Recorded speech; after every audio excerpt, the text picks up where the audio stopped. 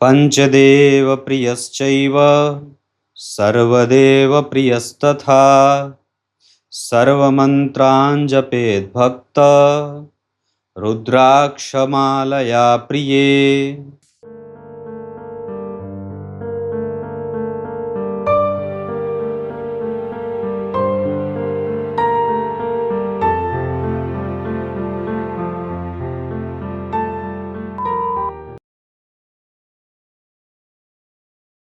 प्रिय दर्शकों नमस्कार, एक बार फिर से उपस्थित हूं आप सबके सामने गुरुवार के कार्यक्रम में।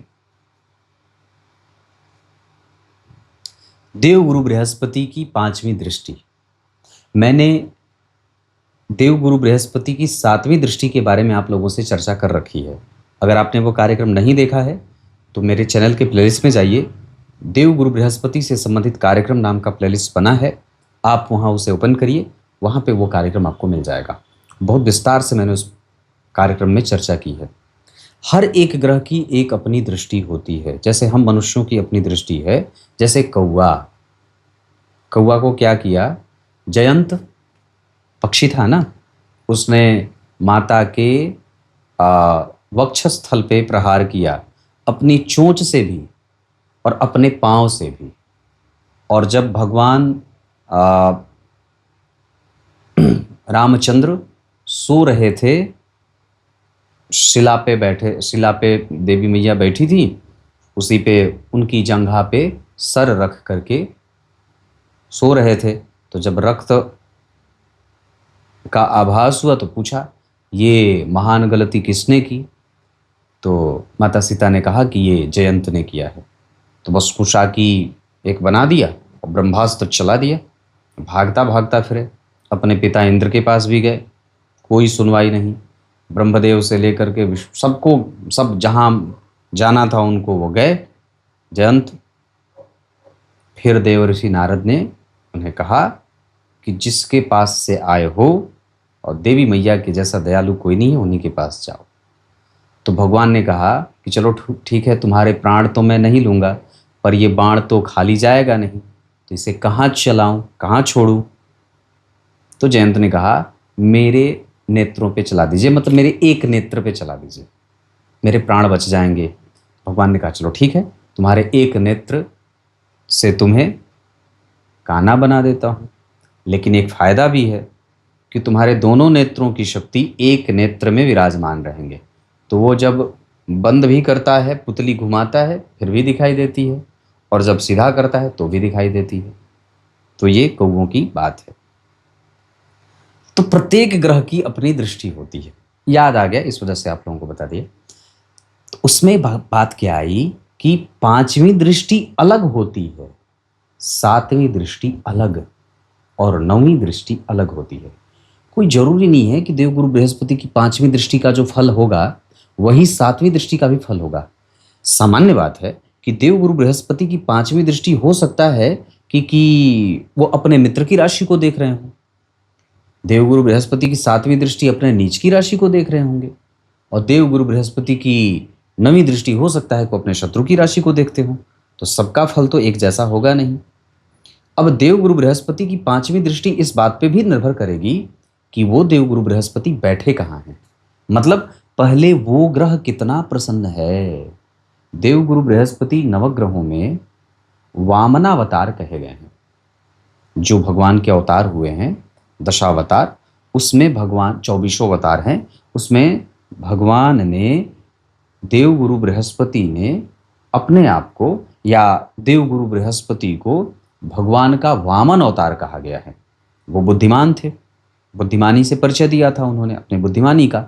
इस वजह से यहाँ पे देवगुरु बृहस्पति हमारी कुंडली के वामनावतार होते हैं, ऐसा आचार्यों का मत है, और आचार्य पाराशर ने भी यही बात कही है। तो दरअसल 5वीं दृष्टि जो होगी वो याद रखिए कि किसी भी भाव का 5वां भाव जहां वो ग्रह बैठा है और उससे 5वें घर में जब वो दृष्टि डाल रहा है, देवगुरु बृहस्पति ही डालते हैं, और राहु और केतु की भी दृष्टियां हैं, पर देवगुरु बृहस्पति को 5वीं दृष्टि प्राप्त है। मतलब जहां वो बैठेंगे वहां से, जहां बैठे हैं वहीं से गिनना शुरू होगा। तो वहां से 5वें घर की जो दृष्टि होगी वो उसको कहते हैं विवेक से युक्त दृष्टि। पंचम भाव, किसी भी भाव का पांचवा भाव विवेक होता है, ज्ञान होता है, यश होता है, प्रतिष्ठा होती है, सामाजिक सद्भाव से आपने सामाजिक सद्भाव कितना प्राप्त किया। सामान्य बात है कि आप जब किसी को समाज में प्रेम देंगे तभी आपको प्रेम मिलेगा। यश पाने के लिए, उस यश के प्राप्त होने के लिए जितनी कीमत आपको मेहनत के रूप में चुकानी पड़ती है, वही पांचवा बल है। जैसे अगर आप इसकी तुलना लग्न से करते हैं तो पंचम भाव, तो लग्न कुंडली का पंचम भाव क्या दर्शाता है?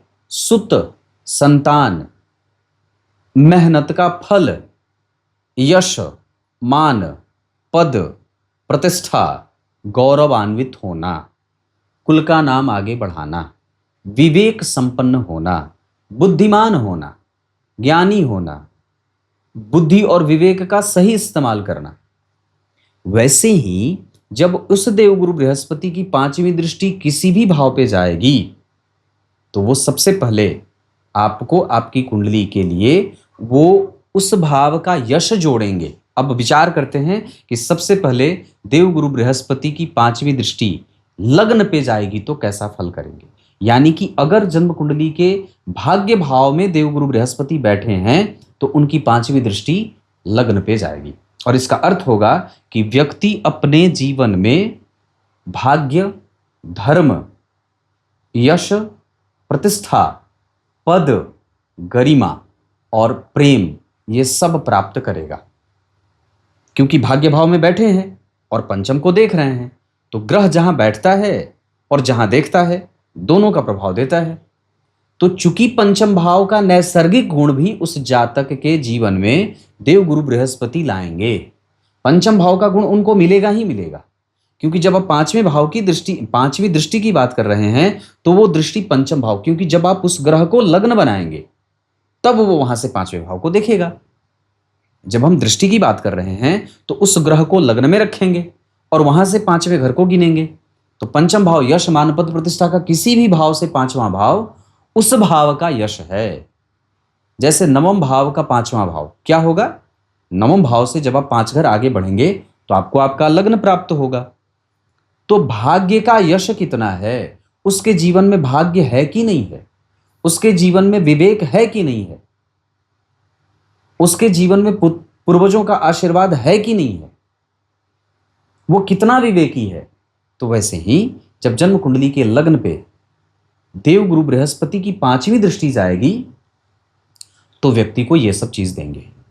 अब बात आती है कि जन्म कुंडली के दूसरे भाव पे जब देवगुरु बृहस्पति की पांचवी दृष्टि पड़ेगी, इसका अर्थ होगा कि वो आपकी कुंडली के 10वें स्थान में बैठे हैं और वहां से 5वें घर यानी कि द्वितीय भाव को देख रहे हैं पंचमी दृष्टि से। अब क्या होगा कि द्वितीय भाव चूंकि पैतृक संपत्ति का भी होता है, द्वितीय भाव आपके संबंधों के लॉन्जिविटी का भी होता है, द्वितीय भाव आपकी कुंडली के विवाह सुख, विवाह का इनिशियल स्टेप लेना, निर्णय, बुद्धि लब्धि क्षमता, तर्क बल, गले की बीमारी, कान की समस्या, ये सब मारक भाव भी होता है। तो द्वितीय भाव पे देवगुरु बृहस्पति की दृष्टि पड़ेगी और अगर वो अष्टम या सप्तम या तीसरे या 12वें भाव के स्वामी होकर के 10वें स्थान में बैठे हैं और द्वितीय भाव को देख रहे हैं तो कई बार इनकी दशाएं आपके जीवन में मारक ग्रह की भूमिका में भी आ जाती हैं। हालांकि ये शनि से ज्यादा मारक नहीं होते, पर द्वितीय भाव पे इनकी दृष्टि कई बार आपके धन को कमजोर, धनवान बनाएंगे भी और धन हरण भी करेंगे। अगर खराब दृष्टि से देखेंगे तो मारक ग्रह की भांति धन को मारने का काम करेंगे, और अगर अच्छी दृष्टि देखेंगे, जैसे मान लीजिए उच्च की दृष्टि देख रहे हैं, मेष राशि पे उनकी दृष्टि जा रही है, मान लीजिए द्वितीय भाव में 1 नंबर लिखा है, 5 लिखा है, 9 लिखा है, तो ये अच्छी दृष्टि कही जाएगी। और फिर ये आपके पैतृक संपत्ति, ज्ञान, बुद्धि, तर्क बल, संबंधों को आगे ले जाना, विवाह जल्दी करा देना, ये सब कराएंगे। और अगर वो बुरी दृष्टि देख रहे हैं, मान लीजिए मकर राशि को देख रहे हैं, कुंभ राशि को देख रहे हैं, तुला राशि को देख रहे हैं, वृष राशि को देख रहे हैं, तब ये सामान्यतया कमजोर परिणाम करेंगे। ऐसे आपको ग्रहों की दृष्टियों को समझना होगा।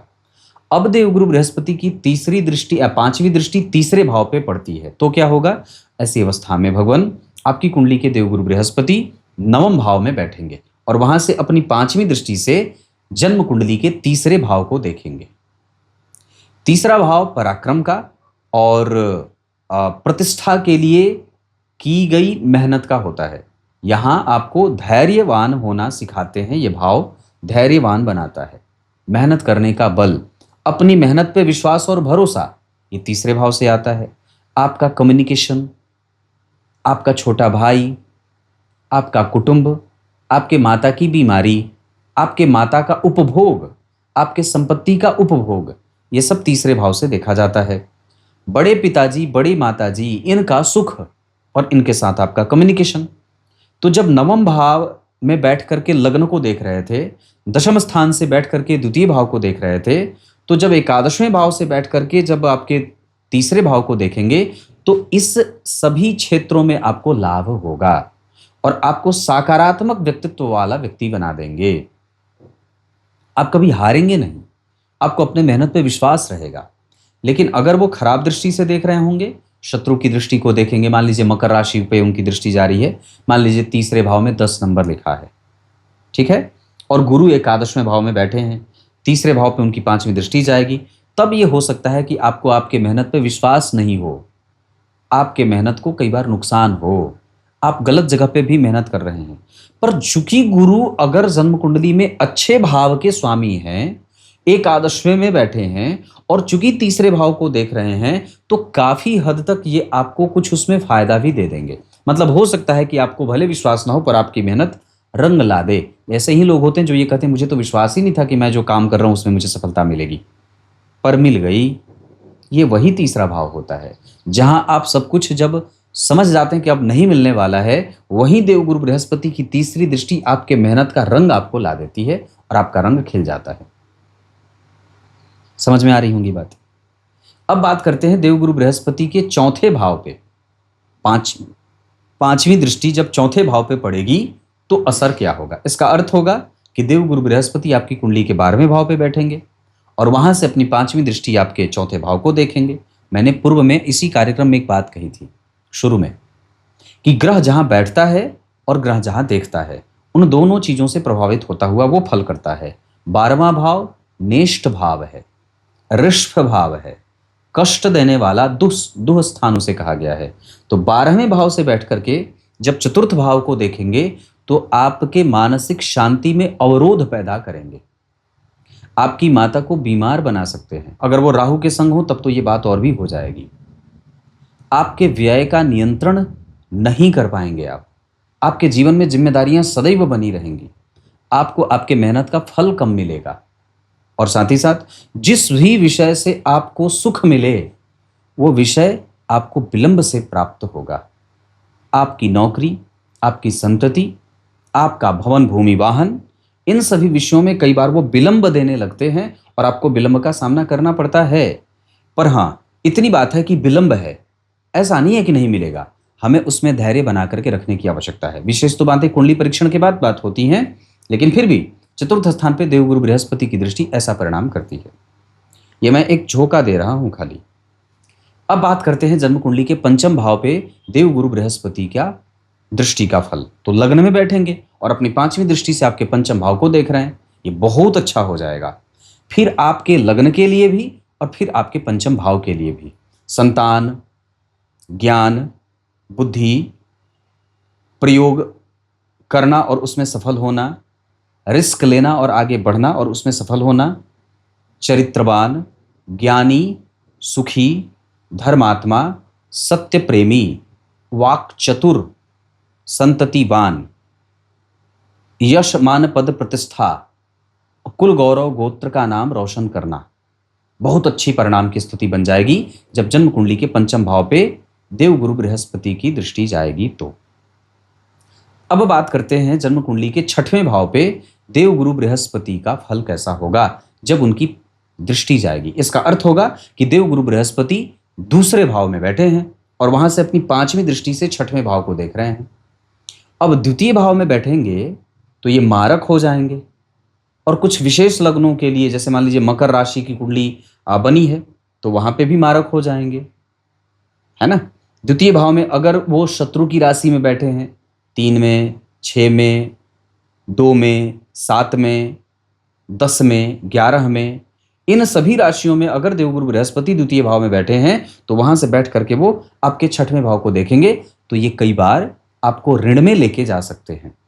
आपकी वाणी कठोर हो जाएगी, आपके एजुकेशन में बाधा आएगी, आपके विवाह होने में परेशानी होगी, विवाह होने से पहले कट जाए, टूट जाए, पिट जाए, होते होते रुक जाए, इनिशियल एजुकेशन में कमजोरी आती है, व्यक्ति के दिमाग में गलत विचार बनते हैं, उसकी वाणी बड़ी कड़वी कठोर हो जाती है।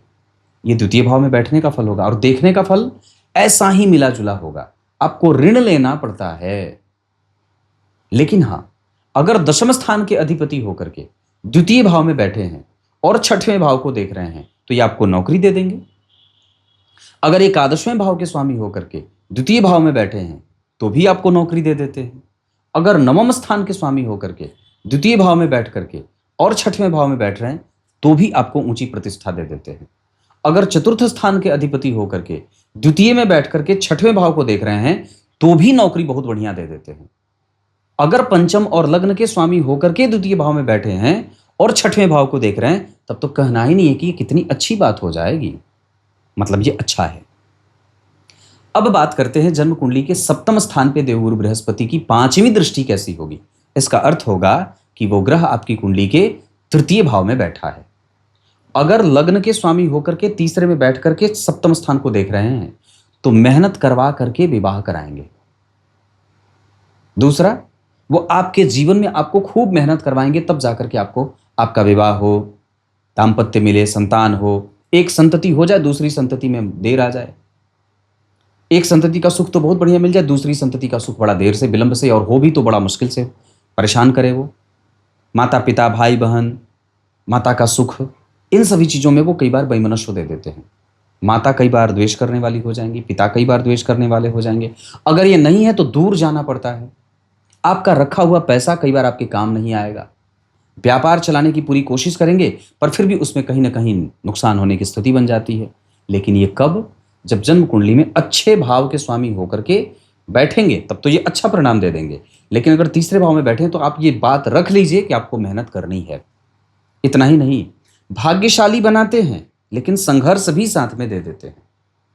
व्यक्ति सत्य बोलने वाला होता है लेकिन सत्य के साथ समझौता भी करता है जब आवश्यकता पड़ती है। यानी कि सप्तम भाव पे गुरु की 5वीं दृष्टि इस तरीके का फल करती है। अष्टम भाव पे देवगुरु बृहस्पति की 5वीं दृष्टि कैसा असर करेगी? इसका अर्थ होगा कि वो कहां बैठेंगे? जन्म कुंडली के चौथे भाव में। जन्म कुंडली के चौथे भाव में देवगुरु बृहस्पति बैठ करके अपनी 5वीं दृष्टि से अष्टम भाव को देखेंगे, आपके जीवन में सकारात्मक भाव देंगे। अगर लग्न के अधिपति हैं, चतुर्थ के अधिपति हैं, सप्तम के स्वामी हैं, दशम के स्वामी हैं, नवम के स्वामी हैं, लाभ के स्वामी हैं, पंचम के स्वामी हैं, धन के स्वामी हैं, छठवें के भी स्वामी हैं और चतुर्थ में बैठ करके अष्टम स्थान को देख रहे हैं तो ये अच्छा परिणाम देने वाले बनेंगे। हां, पर गड़बड़ी क्या होगी? आपका कंसंट्रेशन बिगड़ेगा, आपको लगातार मेहनत करने से दिक्कत होगी। आप कई बार वो विचार जो ऑप्टिमिस्टिक विचारधारा बनती है उसमें कई बार कमजोरी दे देते हैं। भवन भूमि वाहन के सुख में वो कई बार विलंब देने लगते हैं। थोड़ी बहुत नौकरी में भी देर करते हैं वो, क्योंकि मंदगामी ग्रह है ना, देवगुरु बृहस्पति और शनिदेव मंदगामी ग्रह हैं। तो ये जहां कहीं भी देखते हैं उसमें थोड़ा धीरापन, थोड़ा विलंब देते हैं। शनि के जितना तो नहीं पर फिर भी विलंब देते हैं। तो अष्टम भाव पे ऐसी दृष्टि जाती है। हाँ, ये बात है कि आपको विश्वास दिलाते हैं कि हाँ तुम मेहनत करो, मैं तुम्हें दूंगा, भले इंतजार करना पड़ेगा, पर वो परिणाम दे जाते हैं। जन्म कुंडली के नवम स्थान पे देवगुरु बृहस्पति की 5वीं दृष्टि कैसा फल करती है? ये अगर लग्न के स्वामी, लाभ के स्वामी और पंचम के स्वामी होकर के लाभ भाग्य भाव को देख रहे हैं तो ये बहुत ज्यादा अच्छी बात होती है। और अगर उसमें देवगुरु बृहस्पति दशम स्थान के स्वामी हैं और पंचम स्थान में बैठ करके नवम स्थान को देख रहे हैं तो आप ये समझ ही नहीं सकते कि ये 100 पे भी 10 गुना ज्यादा परिणाम दे देते हैं। फिर ये आपको संतान, दाम्पत्य, विवाह, कम्युनिकेशन, उच्च शिक्षा, विदेश प्रवास, विदेशी गमन, बहुत अच्छा उपाय दे देते हैं। फिर आपको इंतजार नहीं करना पड़ता, फिर आपको ये लाभ दे देते हैं और बहुत उत्कृष्ट सफलता दे देते हैं, ऊंची पद, ऊंचा प्रतिष्ठा, ऊंची प्रतिष्ठा। कोई विषय की बात ही नहीं है। जन्म कुंडली के दशम स्थान पे देवगुरु बृहस्पति की 5वीं दृष्टि कैसा फल करेगी? इसका अर्थ होगा कि देवगुरु बृहस्पति आपकी कुंडली के 6वें स्थान में बैठे हैं और वहां से उनकी 5वीं दृष्टि दशम स्थान पे जा रही है। नौकरी आपके पिता को भी देंगे, आपको भी देंगे। आपके आने के बाद आपके पिता का भाग्य बढ़ जाए, आपके पुरखों का बल आपके आने से बढ़ जाए। निरोगी काया, सुख, सांसारिक सुख, भवन भूमि का सुख, नौकरी का सुख, लाभ का सुख, पद का सुख, प्रतिष्ठा का सुख, राजनीति का सुख, धर्म का सुख, पत्नी का सुख, सब मिल जाता है। बहुत अच्छा होता है। मतलब दशम स्थान पे देवगुरु बृहस्पति की दृष्टि 5वीं संपूर्ण सुखों को देने वाली हो जाती है। बस कमजोर कहां होगा? आपको अपने पेट का ध्यान रखना होगा, बस, बाकी और कुछ नहीं। जन्म कुंडली के 11वें भाव पे देवगुरु बृहस्पति की दृष्टि 5वीं कैसी फल करेगी? तो सप्तम स्थान में बैठेंगे और 5वीं दृष्टि से 11वें को देखेंगे। ये आपके विवाह को लाभ देते हैं, ससुराल धनवान मिलता है, पत्नी ज्ञानी पढ़ाने वाली दार्शनिक मिलती हैं, बड़े छोटे भाई बहनों से सुख प्राप्त होता है, आपका व्यवहार समाज को दृष्टिगोचर होता है, आपके हर एक कृत्य पे समाज की पैनी दृष्टि होती है और आप समाज में यश प्राप्त करते हैं। धन आपके पास सदैव रहता है, खुद का रोजगार व्यक्ति करता है, किसी के अंडर में नहीं रहता, स्वतंत्र, स्वाभिमानी, गुणी और धर्मज्ञ दार्शनिक होता है। जन्म कुंडली के 12वें भाव पे देवगुरु बृहस्पति की 5वीं दृष्टि की बात करेंगे तो अष्टम भाव में बैठेंगे और 12वें पे देखेंगे। अगर अष्टम भाव के स्वामी हैं और अष्टम में बैठे हैं, अगर 1, 5, 9, 12 इन राशियों में जन्म कुंडली के अष्टम भाव में देवगुरु बृहस्पति बैठ करके आपके 5वें भाव, 5वीं दृष्टि से 12वें भाव को देख रहे हैं, तो आपको बहुत रिफाह हो जाएगा, बहुत लाभ हो जाएगा। आपकी आयु अच्छी हो जाएगी, कोई रोग नहीं होगा, आपको धन प्राप्त होगा, आपको नौकरी मिल सकती है, भाइयों का सुख मिलेगा, आपको आरंभ में ही बढ़िया नौकरी मिल जाएगी, आपको कोई लंबी बीमारी नहीं होगी, रिसर्च अच्छा होगा, प्रोफेशन अच्छा होगा, वैज्ञानिकता, दार्शनिकता, चिंतन, वेद शास्त्र अध्ययन, ज्योतिष, कर्मकांड, वेदोक्त आचरण, गाय पशुपालन आदि की सेवा, ये 12वें भाव पे उनकी दृष्टि का ये फल हो जाएगा। इतना ही नहीं, आपके व्यय का नियंत्रण, व्यक्ति हवा में बातें नहीं करता, बिल्कुल प्रैक्टिकल बिहेवियर करता है, बहुत संतुलित जीवन जीने वाला होता है और अपने व्यय को संतुलित रखता है। ये 12वें भाव पे देवगुरु बृहस्पति की 5वीं दृष्टि का फल था। कार्यक्रम के आरंभ में जो मैंने श्लोक पढ़ा है उसका अर्थ बताता हूं। भगवान वेदव्यास लिखते हैं, श्रौत और स्मार्त दोनों ही रुद्राक्ष धारण कर सकते हैं। रुद्राक्ष धारण करने का बस ये नियम है कि आप जितना ज्यादा हो सके नियम पालन में भक्ष्याभक्ष्य का पालन करें, सिद्धांतों का पालन करें। जैसे पान, गुटखा, तंबाकू, बीड़ी, सिगरेट, शराब, मांस, मद्य मांस आदि न खाएं। जितना ज्यादा हो सके शुद्ध आचरण और शुद्ध व्यवहार के साथ जीवन जिएं, तब आपको रुद्राक्ष के धारण का ज्यादा फल मिलता है। नहीं तो ये कई बार पाखंडी बना देते हैं। तब तक के लिए कैसा लगा कार्यक्रम जरूर बताइएगा। बहुत बहुत नमस्कार।